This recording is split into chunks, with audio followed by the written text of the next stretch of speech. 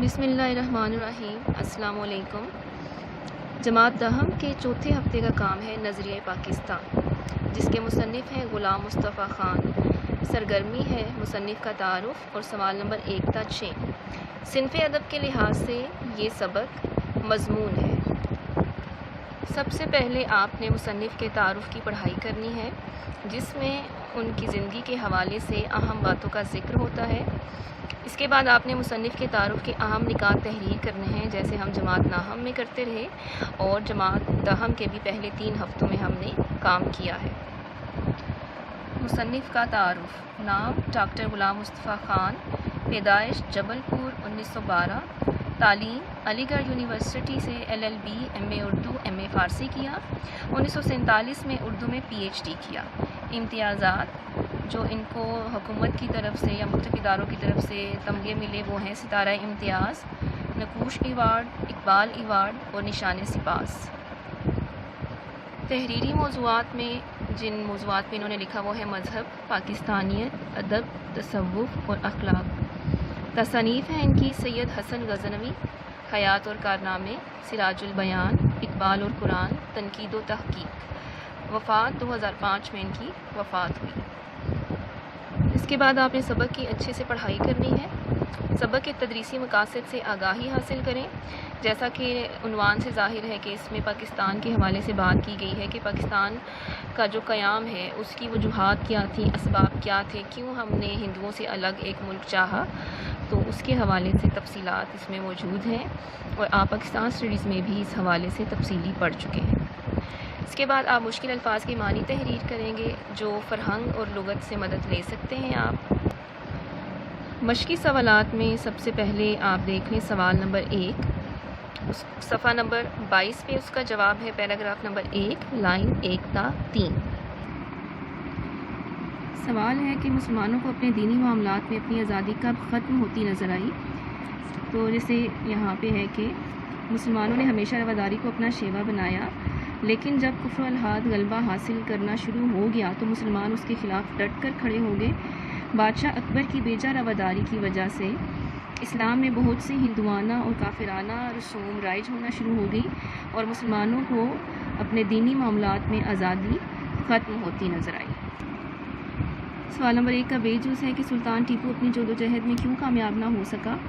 تو آپ یہاں سے لکھیں گے کہ میسور کی ریاست کے حکمران سلطان حیدر علی اور اس کے بیٹے ٹیپو سلطان نے نہ صرف ہندوؤں اور انگریزوں کا مقابلہ کیا بلکہ افغانستان، ترکی اور پھر فرانس کے حکمرانوں کو بھی اپنے ساتھ شامل کرنے کی کوشش کی، لیکن ملک کے دوسرے سرداروں نے ساتھ نہیں دیا اور انہیں کامیابی حاصل نہ ہو سکی اور اپنوں کی غداری کی وجہ سے ٹیپو سلطان کو شکست۔ سوال نمبر 1 کا جیم جز ہے کہ تحریک خلافت کیوں شروع کی گئی؟ اس کا جواب اپنے الفاظ میں لکھیں گے کہ پہلی جنگ عظیم میں ترکی نے جرمنی کا ساتھ دیا۔ انگریزوں نے وعدہ کیا تھا کہ جنگ جیتنے کی صورت میں وہ ترکی کو کوئی نقصان نہیں پہنچائیں گے، لیکن جنگ جیتنے کے بعد انہوں نے وعدہ خلافی کی اور ترکی سلطنت کے ٹکڑے ٹکڑے کر دیے اور خلافت کا عہدہ بھی ختم ہو گیا۔ برصغیر کے مسلمانوں نے خلافت کے احیاء یا خلافت کو بچانے کے لیے تحریک خلافت شروع کی، لیکن جب ترکی کے رہنما مصطفیٰ کمال اتا ترک نے خود خلافت کا عہدہ ختم کر دیا تو یہ تحریک بھی خود بخود ختم ہو گئی۔ سوال نمبر 1 کا دال جز ہے کہ علامہ اقبال نے مسلمانوں کے لیے الگ وطن کا مطالبہ کب اور کہاں پیش کیا؟ تو 1930 میں خطبہ الہ آباد میں علامہ اقبال نے مسلمانوں کے لیے الگ وطن کا مطالبہ کیا۔ علامہ اقبال کے مطابق جن علاقوں میں مسلمانوں کی اکثریت ہے ان پر مشتمل ایک الگ ریاست بنا دی جائے تاکہ مسلمان اپنے مذہبی اصولوں کے مطابق آزادی سے زندگی بسر کر سکیں۔ ہے جز ہے کہ اہل مغرب نے قومیت کی بنیاد کس پر رکھی؟ اہل مغرب نے قومیت کی بنیاد خاندانی، نسلی اور قبائلی بنیادوں میں ذرا وسعت پیدا کر کے قومیت کی بنیادیں جغرافیائی حدود پر استوار کی اور کہا کہ قوم وطن سے بنتی ہے۔ اس نظریے کی وجہ سے دنیا کے درمیان تباہی کا جو دروازہ کھلا وہ 2 عالمی جنگوں کے ہونے سے بخوبی ظاہر ہے۔ یہ وطنی قومیت ہی کی بنیاد پر لڑی گئی تھی۔ وطنی قومیت جنوبی ایشیا کے مسلمانوں کو تحفظ دینے میں تو بالکل ہی ناکام تھی، کیونکہ جنوبی ایشیا کے مسلمان اس نظریے کے تحت مجبور اقلیت بن جاتے۔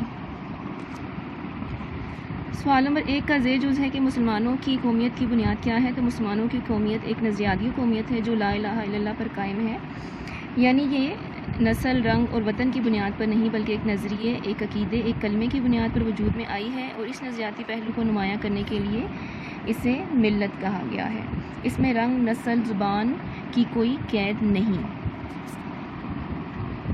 سوال نمبر 1 کا زیر جز ہے کہ نظریہ پاکستان کا مقصد کیا ہے؟ تو نظریہ پاکستان کا مقصد پاکستان کو ایک اسلامی اور فلاحی ریاست بنانا ہے، اور اس کے لیے نظریہ پاکستان کو ترویج دینے کے لیے اسلامی اصولوں کو ترویج دینا بہت زیادہ ضروری ہے، کیونکہ نظریہ پاکستان کی بنیاد نظریہ اسلام ہی ہے، اور ہمیں اپنی مملکت کا ایک مثالی نمونہ پیش کرنا ہوگا۔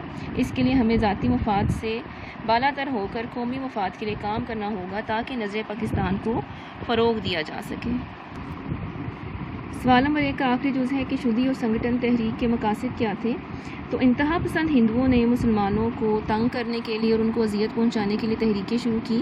شودی اور سنگٹن بھی ایسی ہی تحریکیں تھیں۔ شودی تحریک کا مقصد تھا کہ مسلمانوں کو زبردستی ہندو بنانا، اور سنگٹن تحریک کا مقصد یہ تھا کہ مسلمانوں کو تشدد کرنا، ان کی جائیداد ضبط کرنا اور ان کو قتل کرنا۔ تو یہ دو تحریکیں مسلمانوں کی۔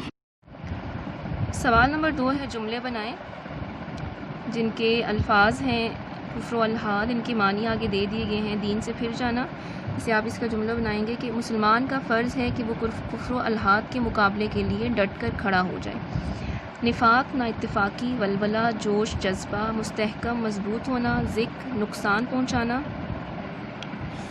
خود مختار، خود پر انحصار ہونا، جمعیت، گروہ، اخوت، بھائی چارہ، عمل پیہم، مسلسل محنت اور جدوجہد، بھلائی کے افلاح و بہبود، بھلائی کے کام۔ اب ان کے جملے آپ کتاب کے مطابق، سبق کے مطابق بھی بنا سکتے ہیں اور سبق سے ہٹ کے بھی بنا سکتے ہیں۔ جملوں کا بامانی ہونا ضروری ہے۔ سوال نمبر 3 نہیں کرنا، کیونکہ وہ آپ کے بورڈ کے پرچے میں شامل نہیں ہوتا۔ سوال نمبر 4 ہے درست جواب کا انتخاب کریں۔ ان کے اجزاء اور آگے ان کے جواب کے نمبر لکھ دیے گئے ہیں۔ سوال نمبر 5 ہے غلط درست کی نشاندہی کریں۔ ان کے بھی آپ کے الف، ب، ج، د جز اور آگے ان کا غلط درست لکھ دیا گیا ہے۔ سوال نمبر 6 ہے کالم ملائیں۔ اب کالم الف اور اس کے آگے درست جواب لکھ دیا گیا ہے کہ 1930 میں کیا ہوا تھا۔ الہ آباد کا خطبہ دیا گیا تھا جو اقبال نے دیا تھا۔ کانگریس 1885 میں قائم ہوئی۔ مسلم لیگ 1906 میں قائم ہوئی۔ 1831 میں شہادت شاہ اسماعیل شہید۔ نظریہ پاکستان، اسلامی زندگی۔ آپ کی جو اسائنمنٹ ہے اس ہفتے کی، وہ تحریری کام جو آپ نے کرنا ہے وہ ہے مصنف کا تعارف۔